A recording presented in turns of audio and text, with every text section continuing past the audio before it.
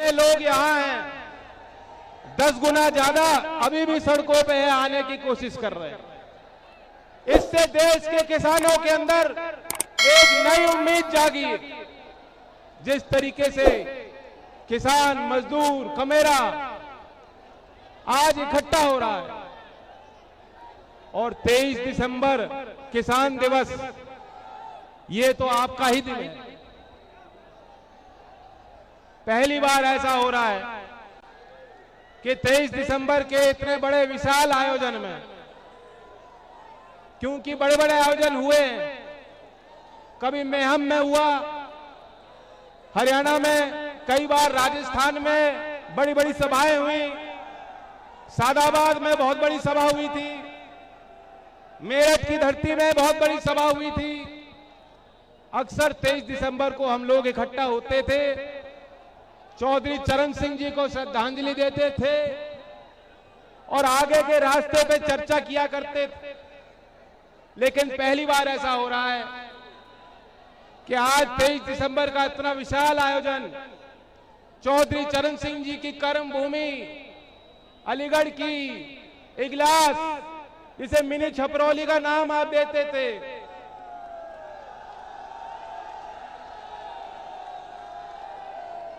लेकिन आज 23 दिसंबर में पहली बार आयोजन हो रहा है जिसमें चौधरी अजीत सिंह जी हमारे बीच नहीं है। चौधरी अजीत सिंह जी के साथ चलने वाले लोगों के लिए ये भावुक पल होंगे, मेरे लिए भी ये बहुत भावुक पल हैं। मैं तो आपसे पूछने आया हूं कि चौधरी अजीत सिंह जी को आपने इतने करीब से देखा, भरपूर सहयोग दिया, आशीर्वाद दिया, जिस तरीके से आप उनके साथ कदम से कदम मिलाकर चला करते थे, क्या आप मेरा साथ और सहयोग और आशीर्वाद मुझे दोगे कि नहीं दोगे? लखनऊ में अखिलेश जी बैठे हैं, उन्हें भी आज यहां आना था, वो नहीं आ सके, लेकिन ये सबको एहसास हो गया होगा कि जब हमने और उन्होंने हाथ मिलाया है, ये चौधरी चरण सिंह जी का पुराना समीकरण लौटाने के लिए हाथ बढ़ाया है। और ये तो आगे इस रास्ते पे होगा, कहीं वो काम संभालेंगे, कहीं मैं संभालूंगा, कहीं दोनों मिलकर संभालेंगे। ये साझी लड़ाई है। और आपको एक सूचना देना चाहता हूं, क्योंकि आज किसान दिवस है, चौधरी चरण सिंह जी की वह बात याद करो जो कहते थे किसानों को कि एक आंख अपने खेत पे रखते हो तो दूसरी आंख दिल्ली और लखनऊ यानी अपनी राजनीति पे रखा करो।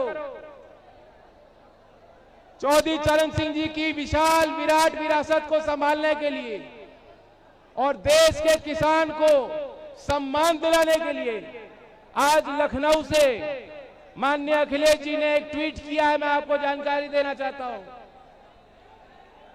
उन्होंने मांग की है कि चौधरी चरण सिंह जी को भारत रत्न दिया जाना चाहिए। क्या आप सहमत हो? सहमत हो तो हाथ उठा के बताओ, सहमत हो?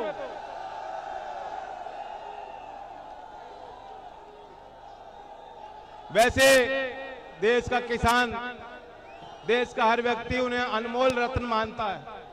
मैं भी क्योंकि उस परिवार से आता हूं, मेरी कुछ सीमा है, मैं क्या बोलूं नहीं बोलूं, लेकिन जिस तरीके से अखिलेश जी ने वकालत की है, आज रात को लखनऊ में योगी बाबा को और दिल्ली में मोदी जी को नींद नहीं आने वाली।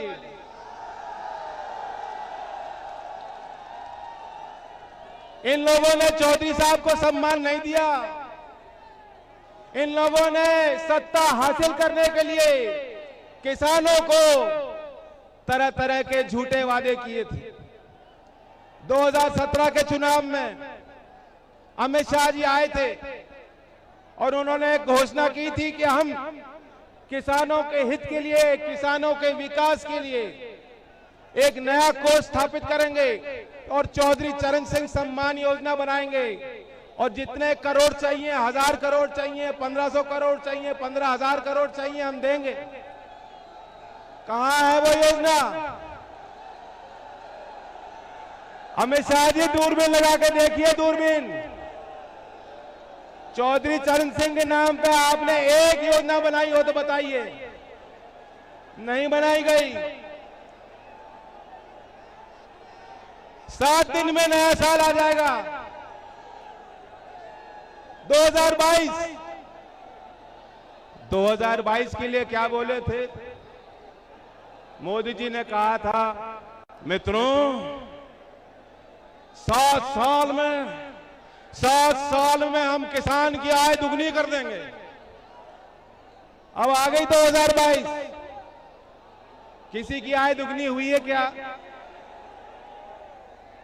हमें आपको पता है किसी की आय दुगनी नहीं हुई, लेकिन मैं आपको आंकड़े बताना चाहूंगा। चौधरी चरण सिंह जी की बहुत बड़ी ताकत थी।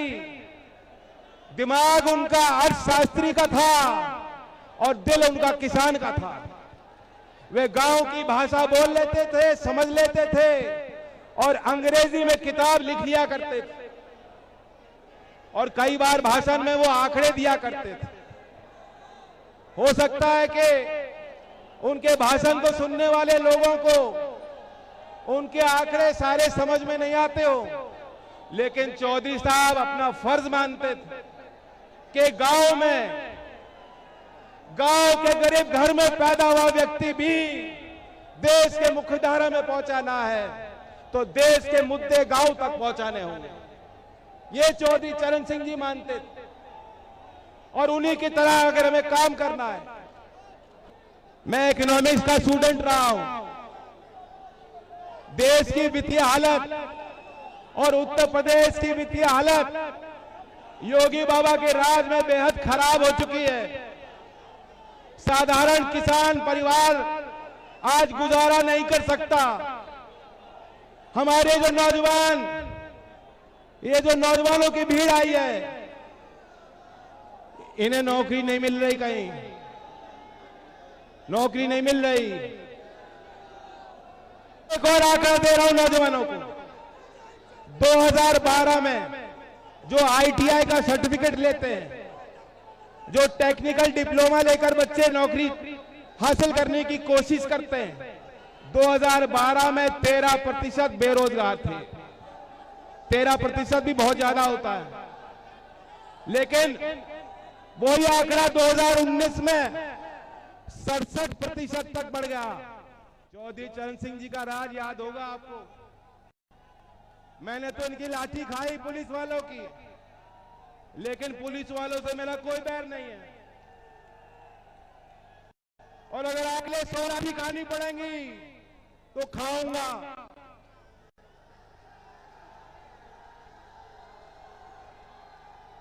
लेकिन वर्दी पहनने वालों का ख्याल रखेंगे हम। चौधरी चरण सिंह जी 1960 में CB गुप्ता की सरकार चल रही थी और चौधरी चरण सिंह जी गृह मंत्री थे।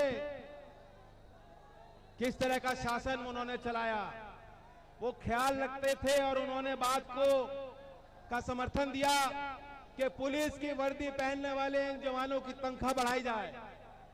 जब उनको दबाव बनाया गया कि नेताओं के विरुद्ध मुकदमे वापस ले लीजिए चौधरी साहब ने इनकार कर दिया। चौधरी साहब ने इनकार कर दिया और वही योगी जो मुख्यमंत्री बने, पहला काम किया अपने के खिलाफ, उनके खिलाफ, खुद के खिलाफ जो संगीन धाराएं थी, जो संगीन मुकदमे दर्ज थे, योगी जी के खिलाफ दंगा भड़काने का मुकदमा दर्ज था, वे मुकदमे उन्होंने खुद लौटा दिए, खत्म कर दिए। ऐसे मुख्यमंत्री क्या गुंडों से आपको छुटकारा दिला सकते हैं? चौधरी चरण सिंह जी को मजबूर होना पड़ा और 1962 में मुख्यमंत्री ने उनसे त्याग पत्र मांगा और चौधरी चरण सिंह जी ने कुर्सी को लात मार दी, लेकिन अपने असूल को नहीं त्यागा।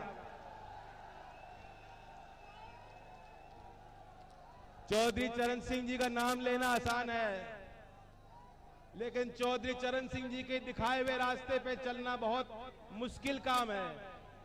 और जो भाजपाई हैं उनके लिए तो असंभव काम है, वो नहीं कर सकते। तो भाइयों, अपनी सरकार बनाओ। मैं विश्वास दिलाना चाहता हूं, इन नौजवानों को विश्वास दिलाना चाहता हूं, समय पे आपकी भर्ती खुलेगी, समय पे आपकी भर्ती होगी। और लोकदल ने तो ऐलान कर दिया है, सरकार बनेगी साझी, लेकिन मेरी नजर अलीगढ़ के नौजवानों पे होगी। 1 करोड़ प्रदेश के नौजवानों को 5 साल में हमें नौकरी दिलानी है। 1 करोड़।